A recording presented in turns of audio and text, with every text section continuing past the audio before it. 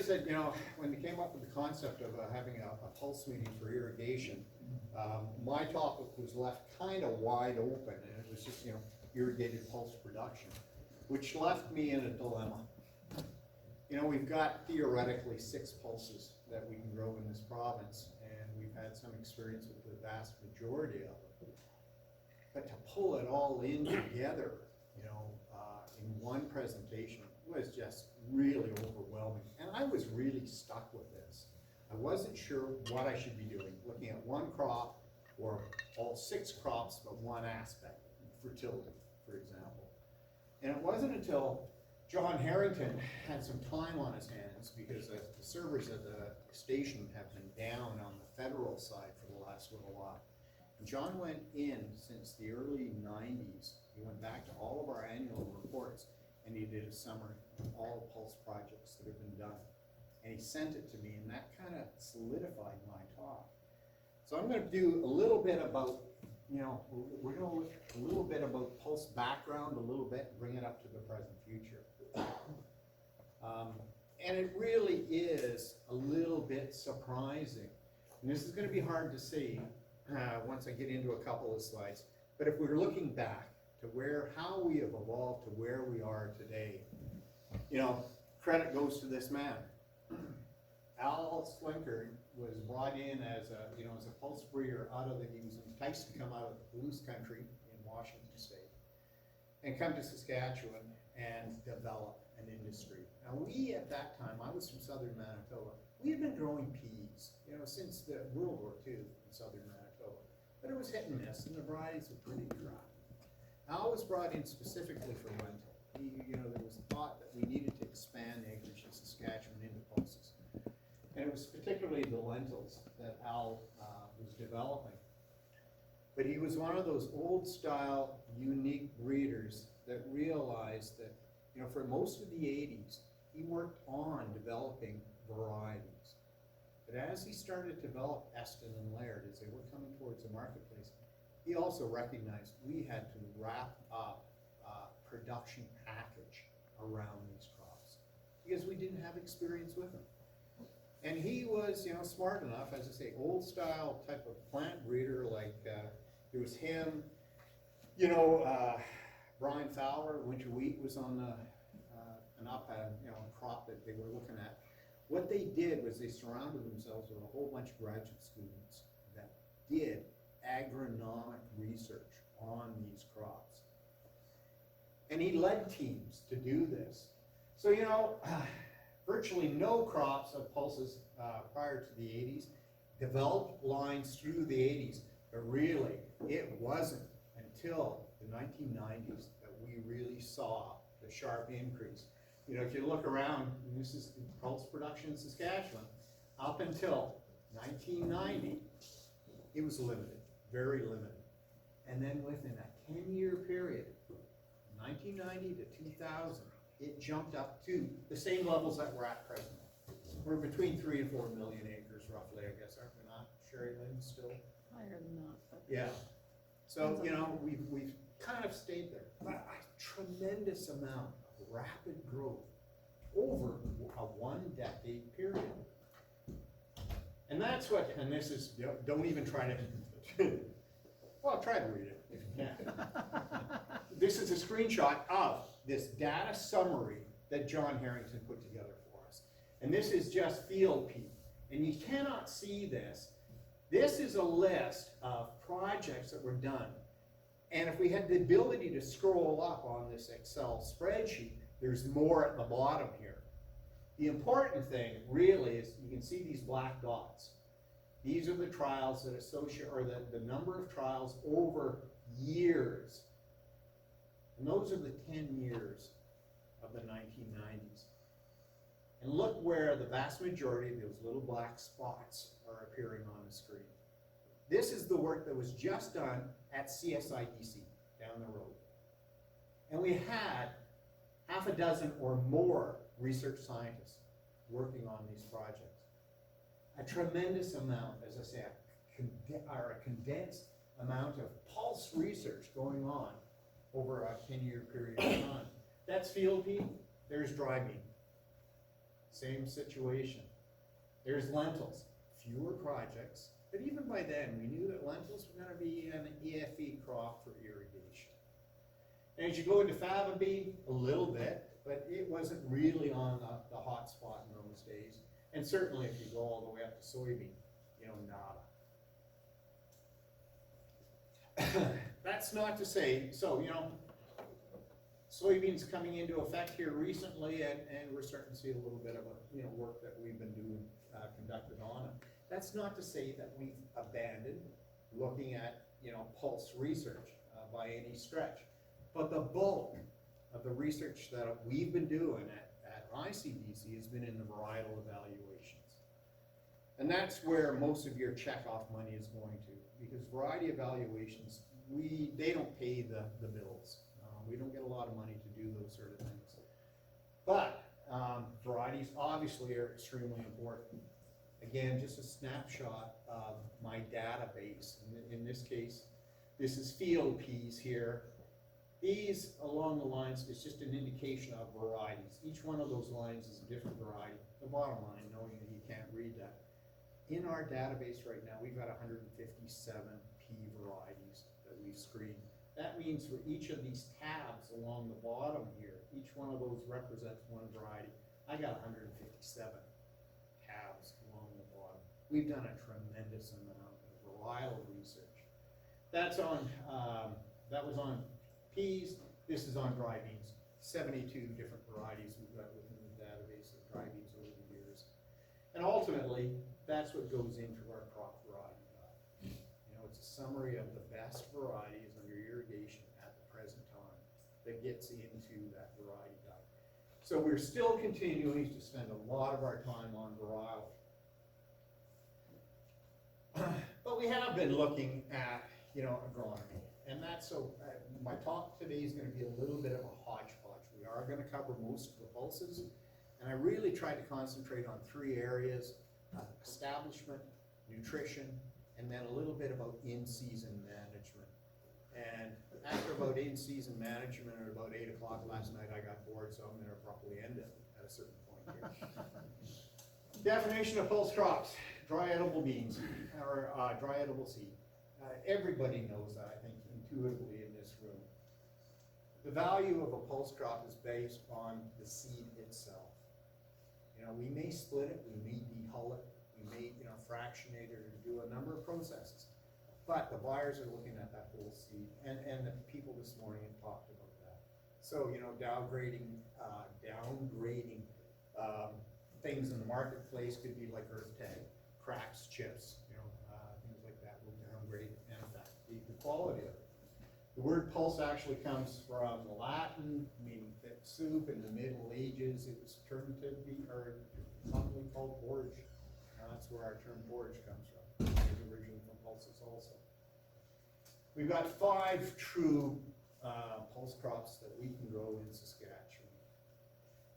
Dry bean, field pea, lentils, chickpeas, faba beans, and within each of those multiple classes, and everyone's aware of that. You know, the dry bean market is, you know, umpteen different classes. Field pea, you've got, you know, greens, yellows, duns, maples, you know, wide variety. Lentils the same, reds and greens, but varieties within that, large, medium, smalls, the woolly desert chickpeas. You know, the last one there is soybeans, and that's the wanna bean that I've indicated here. It's not a true pulse. You know, that seed can use most of the pulse, or most of the soybeans are bought. They don't care what the shape of it is because it's going to be crushed for a while and for protein meal anyway. But it's an annual legume, so it's fallen in by default into our so-called pulse definition.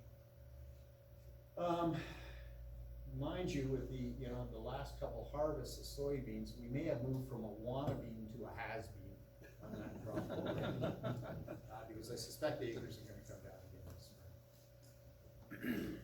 Why are we interested in pulses? Obviously, higher returns in cereals in most cases. You know, does not require nitrogen fertilizer. You see, I put a question mark there. Talk a little bit about that. So most of them are certainly, they're all capable of fixing nitrogen to some extent. With good rotational crop, They can use less water, and certainly they give a disease break from our traditional, what used to be a traditional cereal type of rotation. Nitrogen credits, and again, I'm going to question that. Put a question mark there. Certainly, they enhance soil health and tilth. They're a high protein crop. That's the reason that the interest is there. And again, general market acceptance and demand, and in brackets I put questions to some of the stuff that's been alluded to today.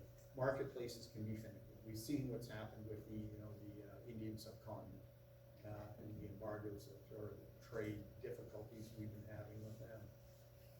I read just recently that we do push some pulses into China, but I've been hearing even that containers and shipping into China might be affected with the coronavirus. We've already seen a couple countries closing ports to shipments of various commodities. So depending on what happens here, demand can be finicky. I shouldn't say demand is there, the market can be finicky. This is just hot off the press. Kelly Barden sent it to me, was it last Friday? No, Monday. Kelly had some time, he says, on Friday, so he went into our economics and agronomics production package, and for the last 10 years, he plotted the average yields that we've been projecting, or the marketplace projections, etc., from the guide, and he compared canola and wheat, which are the two bottom lines here, to dry bean. And you can see that every year over the last decade, dry beans are projected to be a little higher earner than either canola or the cereal. So there's value in this crop, hence the interest. So what about pulse establishment? Keep in mind, regardless of the crop, this is for every commodity that you guys are growing. There are only 4 things that dictate yield, and 4 things only: the genetic inheritance of the seed, sunlight, water, and nutrient acquisition. That's it. That gets you yield. Everything else that you either buy in a bag or in a jug doesn't get you 1 more pound of yield. But what you're buying in the bag or in the jug will protect the yield potential driven by those 4 things. And as irrigators, you're lucky because you got control to some extent over 3 of them. You can certainly genetic material. You've got the choice of the seed. You've got that ability to make sure that the genetics that you're using on the farm are the best that you can achieve, or the best that you can purchase. And every number of years, you should be looking at or renewing that genetic stock of yours to whatever happens to be the best of the available at the time. You've got some control of your water, and Dale talked about water scheduling. That's the iffy part of it under irrigation. And nutrient acquisition, again, that's your fertility package that you've got to put together on. As I say, everything else is just going to be a prophylactic. So those are the 4 things, the 3 things really that you should be considering seriously. And all of these, there's other things to get the genetic potential out of that seed. There's certain things that you have to look at, and that becomes your management practices. Here I've just summed what we think for irrigation, and quite frankly, these numbers in terms of plants or your seeding density that we're going to try to achieve, they are still very similar to dry land. On some of them, they're a little bit higher. So we're suggesting, 25 to 35. In this side, I've got plants per meter squared, or this side, the equivalent in plants per square foot. I don't like talking about, pounds per acre anymore in terms of plant populations, because the size of seed, depending on the variety you're growing, can be widely different. Certainly with some of these commodities, huge differences. But even within peas, within yellow peas, we can have a 10 or 15% difference in seed 1,000 kernels. That means that you could be having a 15% either excess amount of plants out there, or 15% less plants than you should have to get to optimum yield. So we've really got to start thinking about planting to a specific density. So plant populations, you know, we consider for the dry bean, again, depending on the class here. You know, Pintos we tend to see a little bit lighter than we would a black or an Avian. And those are the three market classes I'm picking up because those are the three that have the highest potential for us in Saskatchewan at this point in time to be growing. I shouldn't say to be growing. We can grow all of those quite well. With peas, 85 to a 95, that's a little bit higher. We probably peas seed a little bit higher than we should, or irrigated peas than dryland. Lentils, I'll show you some data. 130 is the dryland specs. I think that's bang on for irrigation. Now, irrigation for lentils. Lentils, again, obviously has not been one of those crops that we have ever considered to be an irrigation crop. But a couple of years ago, when the price of lentils was going to pushing 40 cents a pound, each and every one of you guys suddenly felt that you were an irrigated lentil grower. You know? And we went out and we seeded sizable acres of lentils a couple of years ago. I'll show you some data. I think 130 is about the right place. Faba beans, not a lot of information on faba beans. I think the pulse growers have 45 per meter squared as a suggestion. And I'll show you some data. We did some studies, and I think that's about right for us under irrigation too. Soybean, somewhere about 45, a couple 100,000 plants per acre. Seeding dates, obviously we got two that you can seed really early. Faba beans are the first one that could go into the ground, and then followed by peas. Lentils, you know, I've got here early May to mid-May. I still prefer seeing lentils go in after the 7th of May. I'm still a little leery of lentils in a little too early. And then you can't see the bottom, but the soybeans and the dry beans, certainly May long weekend is your target date for those. Irrigated lentils, this is a trial that we had. This is a part of a total lentil input. So the board of directors has indicated to us that they would like us to kind of look at small red lentils to see if there is a way that we can produce them profitably without having to be on sprayer constantly. So we started a trial that's got a number of sites within this trial. We're the only irrigated site. Most obviously all of the other ones that are involved in this study are under dryland conditions. And this is being funded by the pulse growers.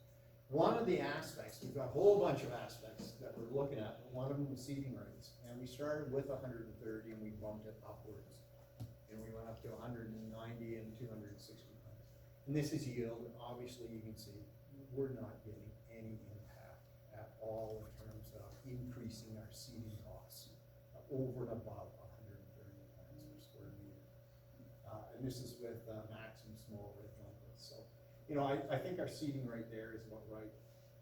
I should also say that whenever we're doing lentils on the farm, we have been exploring trying to produce this crop. I'm pretty cautious on my irrigation. We are backing off quite a bit. And it's a bit of a gut feel on this. I'm trying to prevent moisture stress, but I'm also not trying to build up a huge humidity in that canopy. So I'm being cautious on my irrigation schedule. And that's a bit of a gut feel. We're not really doing irrigation scheduling studies on this stuff right now. But no different than a lot of what you guys are doing. You can see when stress, or you know what the environmental conditions are, where stress is starting to go up. So we're keeping it, we're limiting our irrigation. I would probably say within season, we're probably applying anywhere from 4 to 6 inches.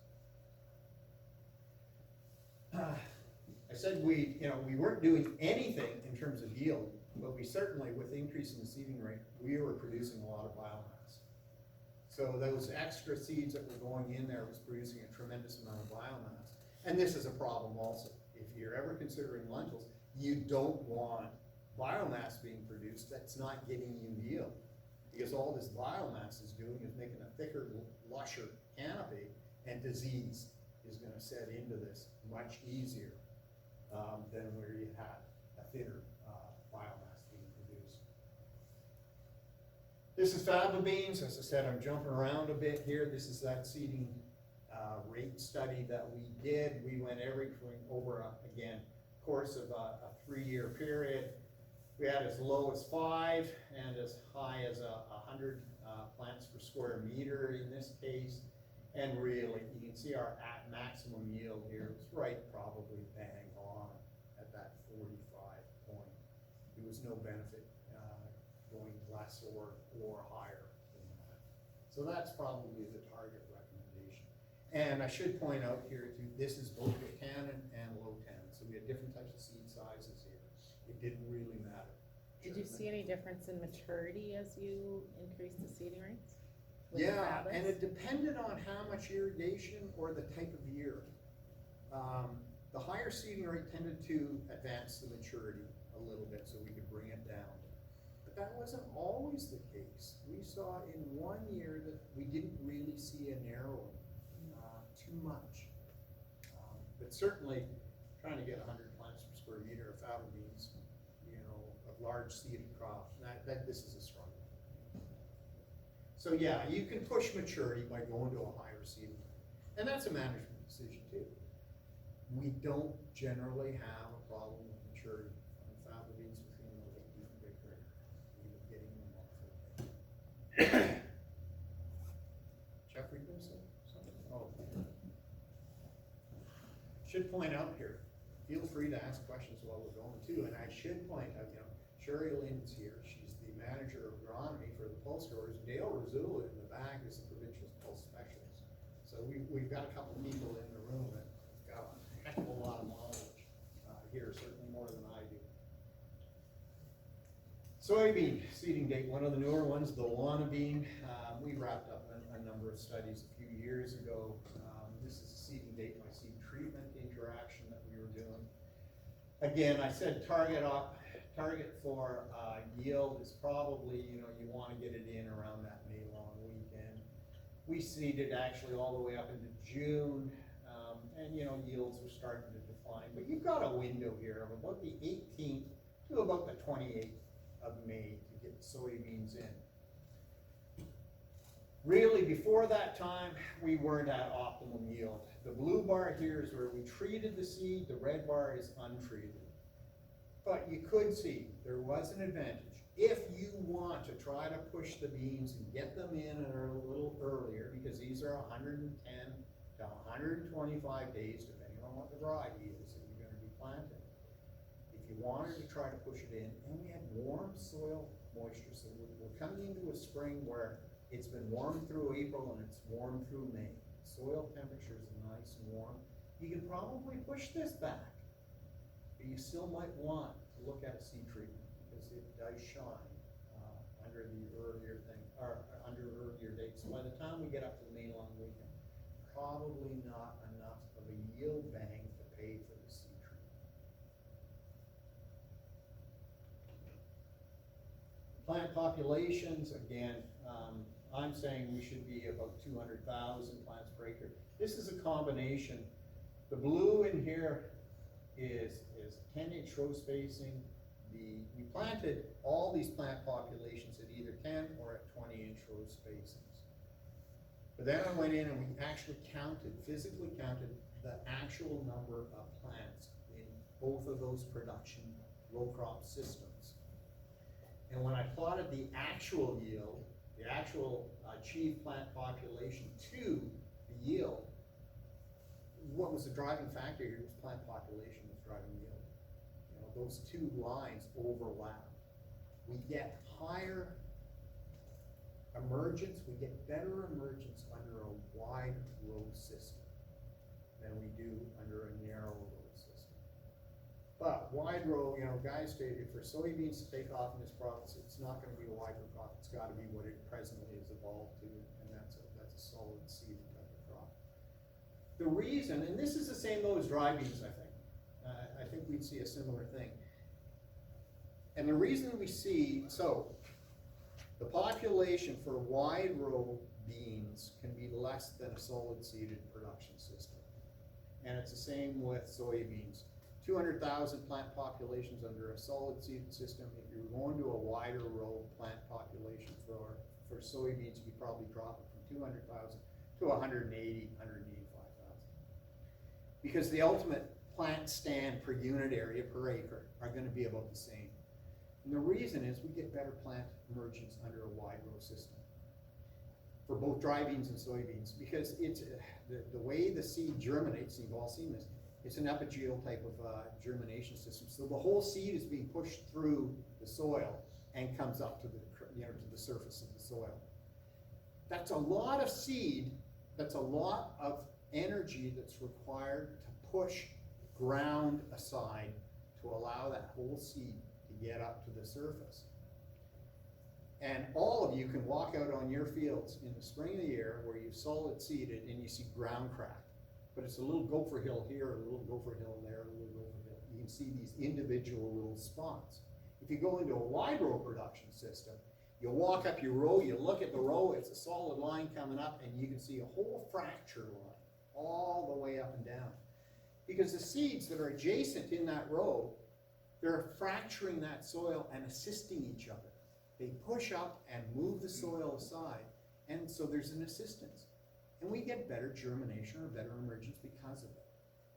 So that's what we're seeing here though, but the overriding fact is plant population will dictate, what your actual yield is.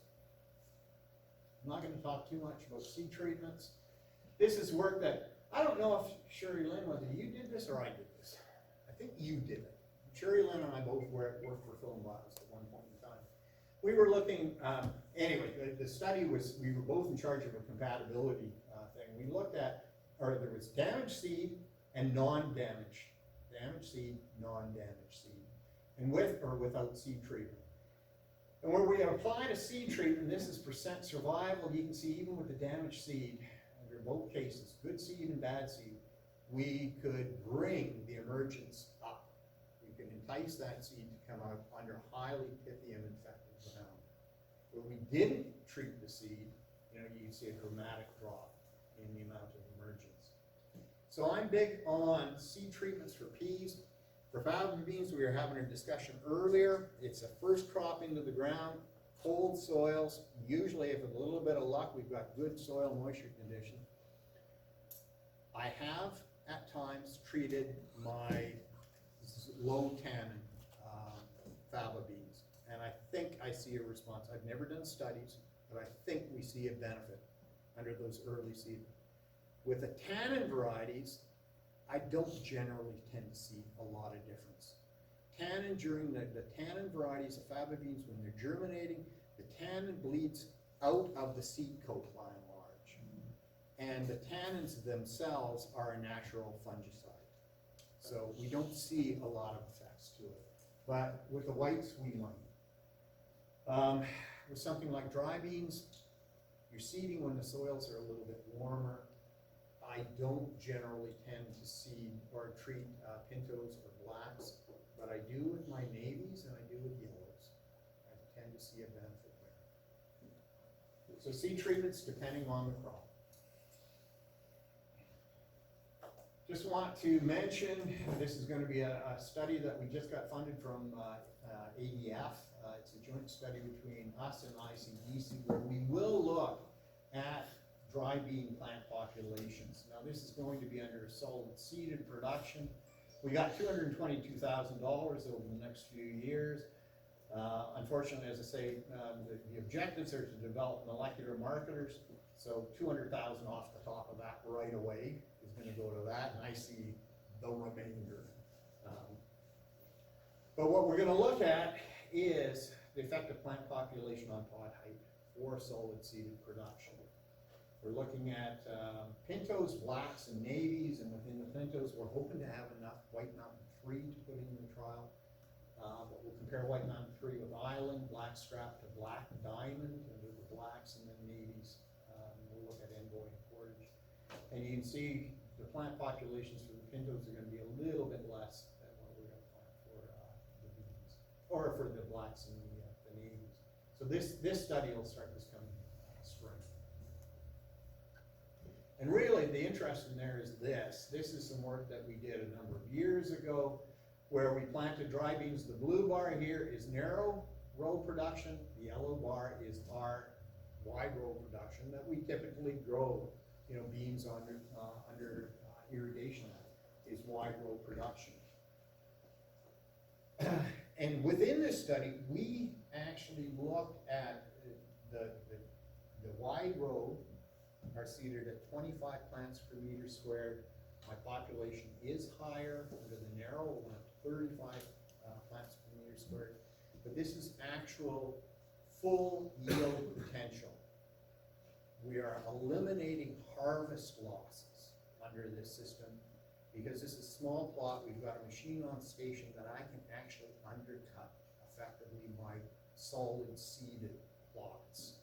So what I'm getting here is full yield or potential of these two production systems. And year in, year out, for all 3 years, we saw significant yield response to a solid seeded system. In theory, in practice, you try to come in and swath or direct combine, you're going to have losses. But this is agronomics and something that we've been working on. In fact, I'm not going to spend a lot of time here, but Jeff is here.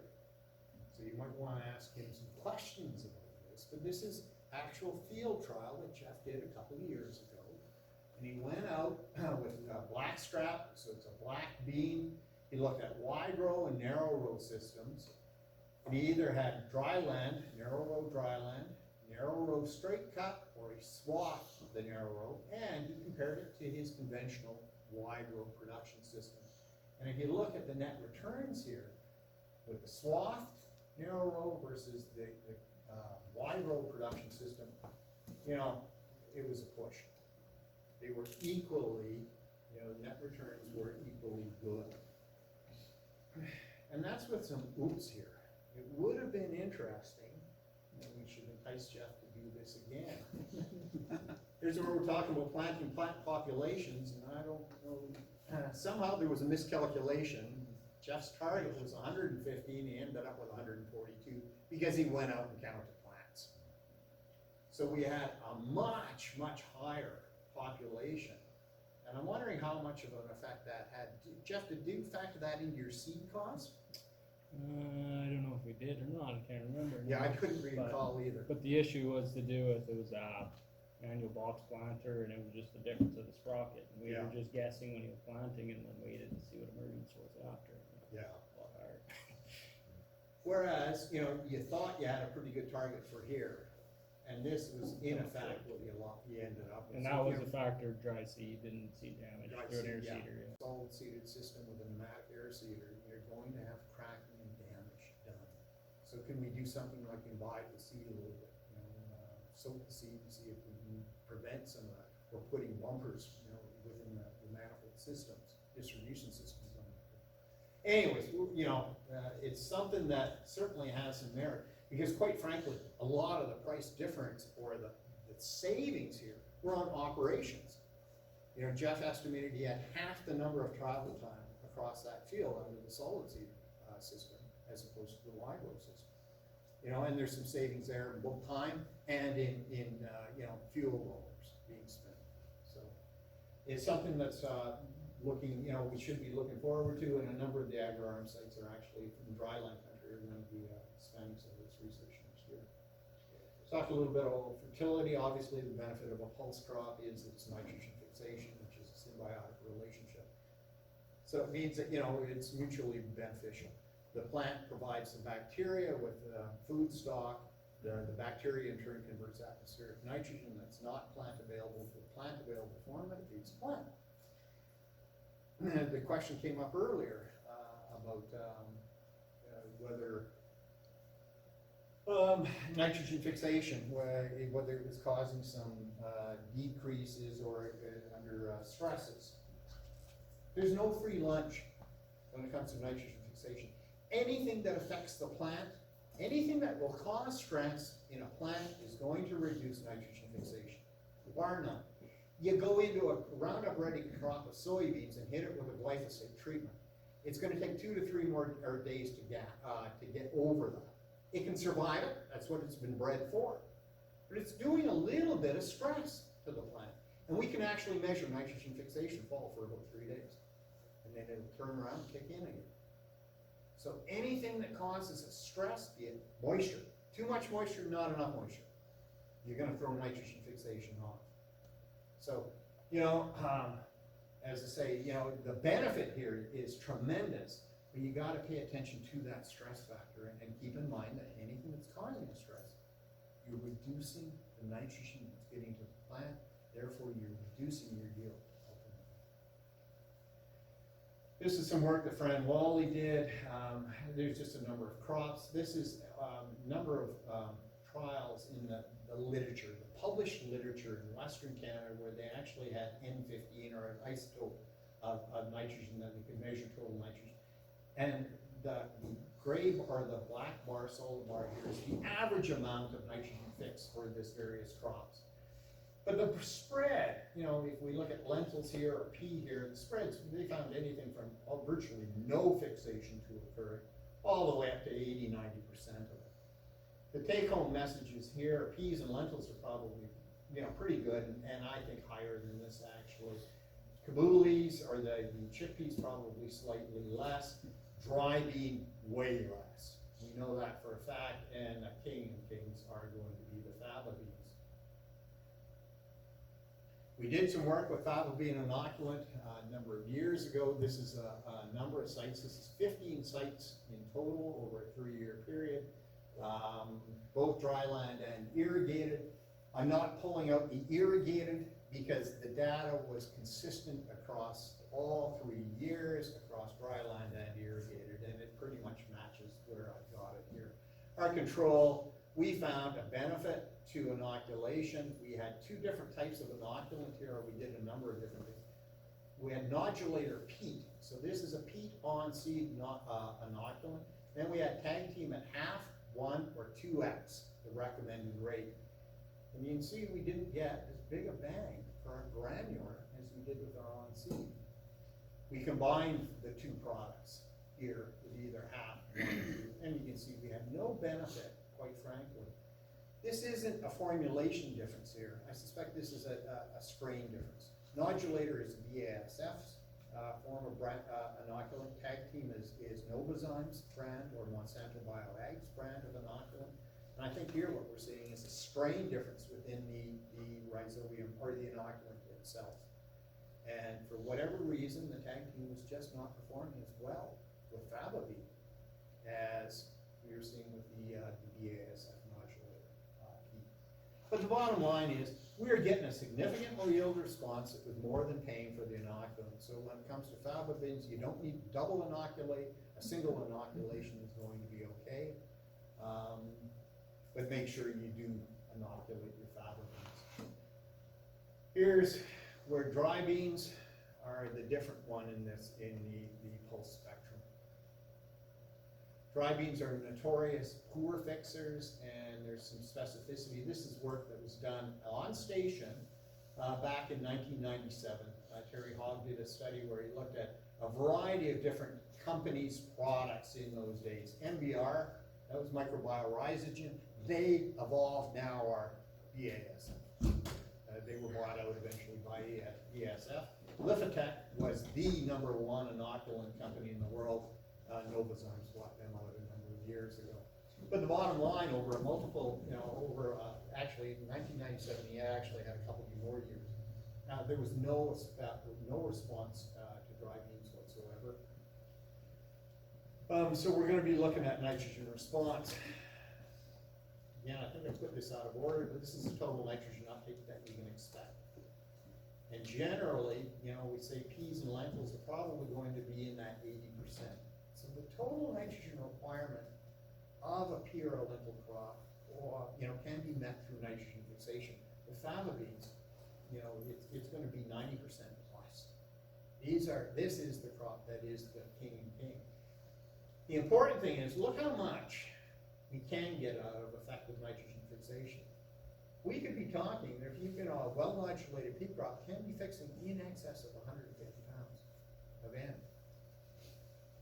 Last time I looked, an inoculant's going to run you, a granular inoculant's going to be anywhere from $12 to $14 an acre. If you get 120 to 140, simple math is that's 10 cent nitrogen. What's the price of fertilizer right now, commercially? 50 plus, 50? 50? So cheap nitrogen. But you got to handle these products effectively. And this is a pet peeve of mine, and I keep talking about this at a variety of functions, but you know, there's three things to get effective nitrogen fixation in any of these pulse crops. You know, the inoculant's gotta survive, it's gotta multiply, and it's gotta function. And really for us guys, what we wanna concern ourselves with is survival. And by survival, I mean it's gotta survive in the bag, on seed, and once it's in the ground. There are two things that will kill bacteria inoculants faster than anything else. One of them is gonna be sunlight exposure to ultraviolet rays. And the second is gonna be desiccation or drying out. When you buy your product, if you're buying it in a bag, you know, or in a box that's got a jug in it, those containers are not impervious to ultraviolet light. So when you pick it up from retail and you bring it on farm, if you're gonna be bringing it on farm, and you're gonna be treating, if it's a granular product and you're just filling your tank out in the field, do not leave these bags exposed to the sunlight. Tarp them or get them underneath a truck. Because an hour or 2 hours of sunlight directly on a bag of inoculant, you're killing off the bacteria. So get it under the shade. If possible, keep it under cool conditions. The cooler the better. If you brought it home early for whatever reason, you've got it in an unheated shed, and you go through freeze-thaw cycles, be careful. You know, it can freeze once, and you're gonna be fine. You freeze it twice, you're running into trouble. If it freezes 3 times, you're in serious trouble. So be careful on how you handle it. When it's on the seed, if you're treating it on the seed, you know, treat enough that you know you're confident in getting it into the ground within a reasonable amount of time, a couple hours. You know, don't treat batches of it and have it sitting overnight. That's gonna cause problems too, because it desiccates and dries off on the seed, for both a liquid or a peat-based inoculant. And then it's gotta survive in the bag, or in the ground. Inoculant companies, you know, they're a crafty bunch. If you follow their recommended guidelines for application of any inoculant, be it a peat-based or a granular or a liquid, what it's saying, if you're putting that liquid onto the seed and you're following their application, their recommended rate of application, that rate is guaranteeing you that on every pea or every faba bean or every dry bean seed that you put in the ground, you're getting 100,000 bacteria on each and every seed, which sounds like a lot. But I guarantee you, if you were to rely on 100,000 bacteria per seed, you would have a complete inoculant failure. It's not enough. We are relying on that bacteria to multiply 7 to 8 times by the time the seedling starts to come out of the ground and emerge from the soil surface. So if you start with 100,000, you double it once, you're at 200,000. Double again, you're at 4. Double again, you're at 8. That's the type, and do that 7 to 8 times. That's the type of numbers that we need to get effective nitrogen fixation to occur. So you want to make sure, if at all possible, you're getting it into ground that is moist and ground that is warm. The warmer and the moister the ground, you know, we can get doubling of it on a daily basis easily. So, that's that multiplication, and that's where, you know, the fresh inoculant. We look at the screen here, or the picture on the right versus the left. I think you should be able to just see little nodules here. This is indigenous. You know, the bacteria that can infect faba beans, peas, and lentils are native to our soils.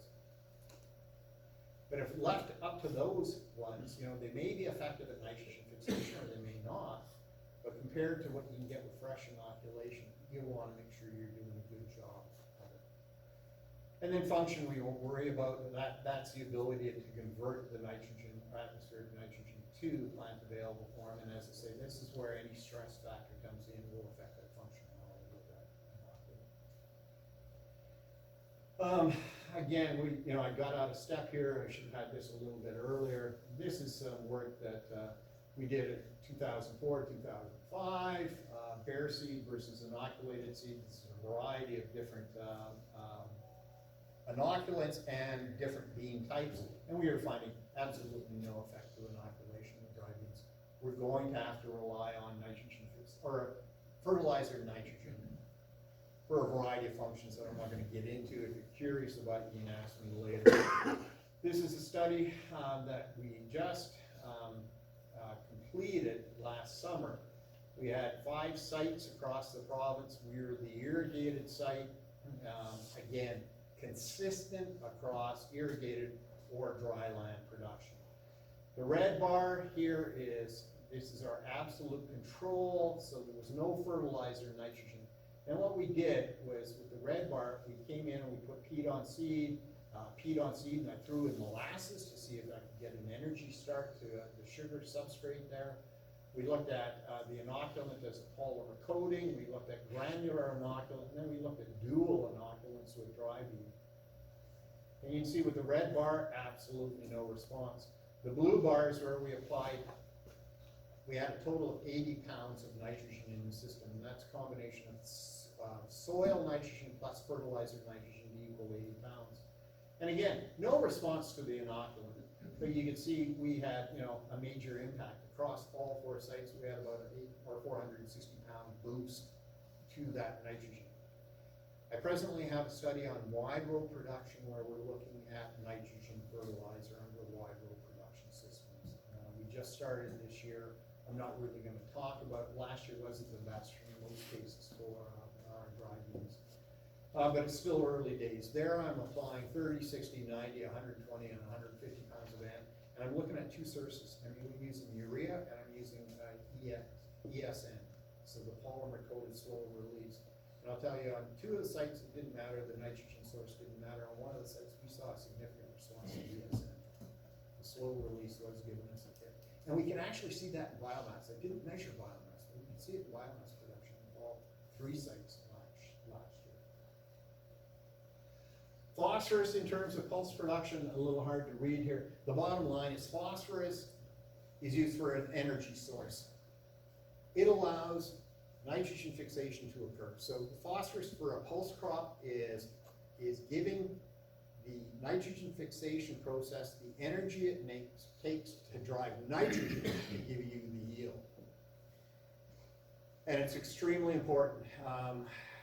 If we were to carve off just the pulse nodules, if we carve off that nodule and analyze for phosphorus, we'll find 2 to 3 times the amount of phosphorus in it that we can find in any other plant part.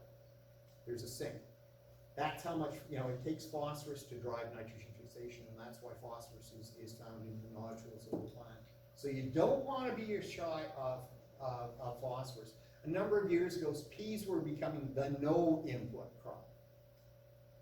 There were people that were going out and they were applying a little bit of inoculant, and that was about it. There was no fertilizer going on with it at all.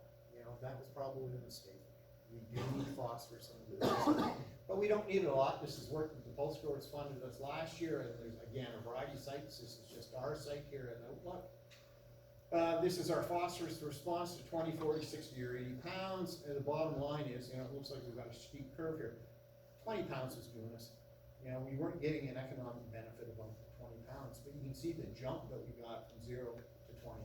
We were certainly getting a bang for our buck with a fertilizer dollar to the 20 pound. We also had nitrogen studies that we did last year. We didn't find any real strong effect, any starter fertilizer in terms of starter nitrogen fertilizer. We also had sulfur in that trial.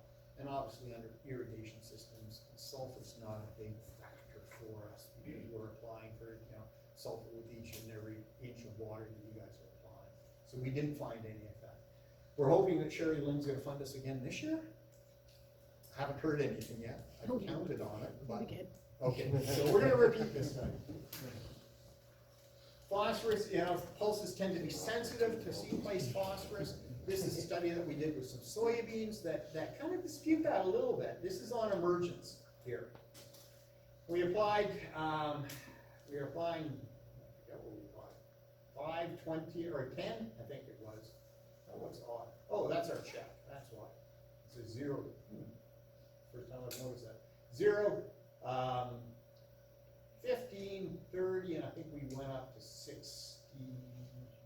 I'm confused.